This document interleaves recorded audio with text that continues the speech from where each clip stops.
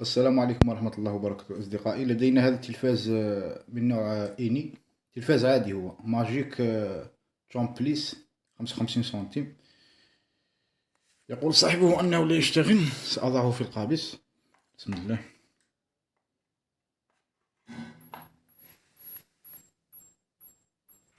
سأقوم بفتحه إن شاء الله، ونرى المشكل الذي به. قمنا بفتح التلفاز. هذه هي الشاصي. الآن نقوم بتفقد مكثفات هنا، هذه المكثفات منتفخة أم لا. بما أنه هذا مشكل ليس مشكل مكثفات، ربما تكون هناك دايودات على خرج، يكون ربما دايود فاصل ولا خط 110 كذلك يفعل هذا المشكل. بتحرير الأسلاك وتركيب مصدر التغذية هنا، تيار متناوب كي يساعدنا في العمل. الآن سنقوم بالقياس في هذه الجهة، ونقوم مباشرة بقياس خط 110 فولت ثم نرى. الآن سأقوم بإطفاء التلفاز وتفريغ الشحنة كما ترون. قمت بنزع الكهرباء. الآن سأقوم بتفريغ الشحنة بلمبة كما ترون. سأقوم بتفريغ الشحنة هكذا. بسم الله. قمت بفريغ الشحنة. الآن سآتي بالملتيمتر كما ترون. سآتي بالملتيمتر وأقوم بالقياس. أقوم بقياس الدايود.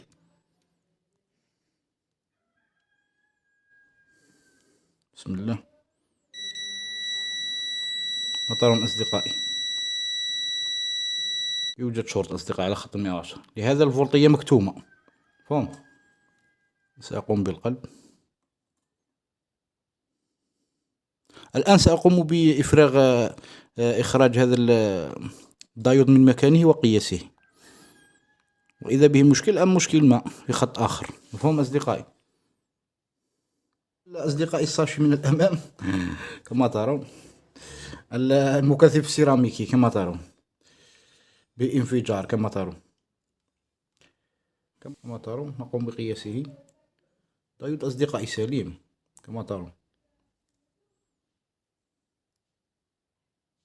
دايود سليم. هنا نستنتج أن مازال شورت بخط 110. ربما يكون ترانزستور تي اش تي به مشكل. خط إلى ترانزستور تي اش تي وجدت أنه به شورت. سنقوم بقياسه كما ترون. به مشكل أصدقائي كما ترون. سأقوم بقياس من الجهة هذه. يعطي شورت على كل الجهات أصدقائي. سأقوم بفصله عن البوردة إن شاء الله ونرى. قمنا بنزع الترانزستور أصدقائي. سنقوم بفحصه. بسم الله.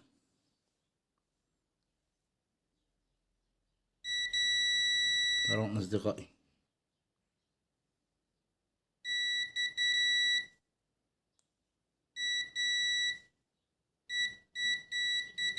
المكثف أصدقائي قصر، عفوا الترانزستور قصر على جميع الأطراف الثلاثة.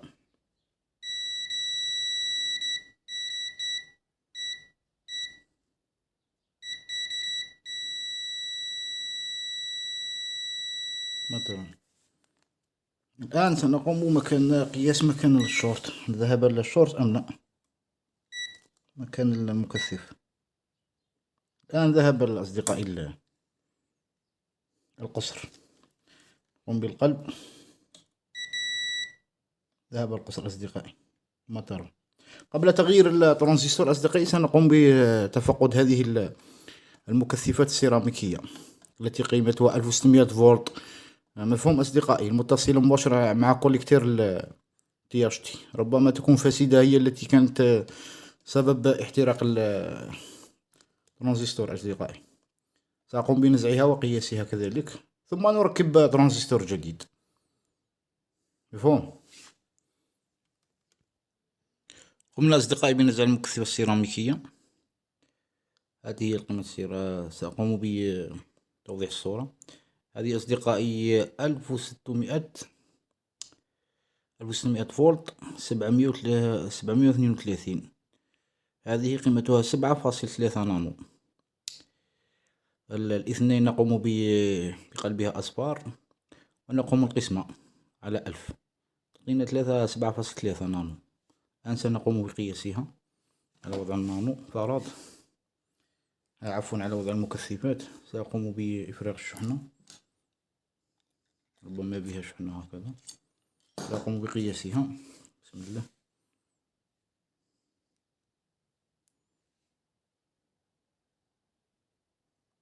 كما ترون 7.6 جيدة أصدقائي.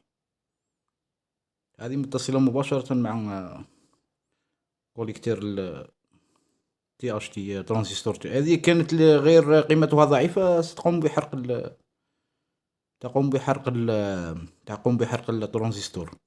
وأحيانا يكون المشكل من THT، مفهوم أصدقائي، كذلك يقوم بحرق الترانزستور. سأقوم بإرجاعها إلى مكانها. سأقوم أحضرنا واحد جديد نفس الحجم كما ترون. سأقوم بقياسه، أضعه هكذا، نقوم بالقياس. نضعه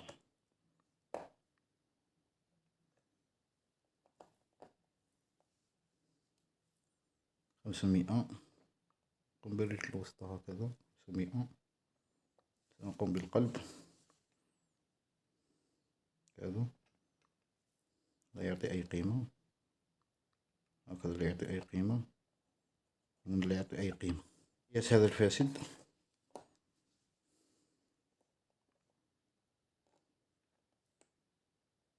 صفر. كل جهات يعطي بها قصر أصدقائي. الآن سأقوم بتركيب هذا إن شاء الله.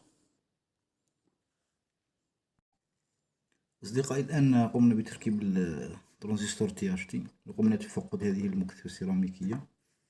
الآن سنقوم بتركيب الأسلاك. أقوم بتركيب هذه الأسلاك، ثم أركب كابل المغناطة. هذا كابل المغناطة عند BTC. نركب الأسلاك كاملة ونجرب التلفاز.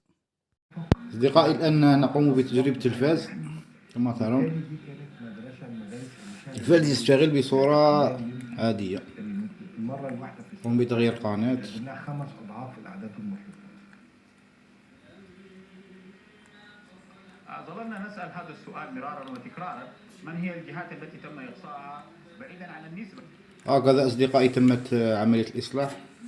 وأسباب احتراق الترانزستور توجد عدة أسباب، منها THT يكون به مشكل، وحول الضغط العالي، أو المكثفات السيراميكية، أو هناك خلل في خرج نبضة التردد لتشغيل ترانزستور THT. ربما يكون مشكل في المحول، أو الترانزستور الصغير الذي يعطي النبضة إلى الترانزستور الكبير. وهناك عدة مشاكل، ربما تكون مكثفات أو إلى هنا نكون قد أنهينا هذا الفيديو، وإلى فيديو آخر إن شاء الله. السلام عليكم ورحمة الله وبركاته، ولا تنسونا من دعائكم.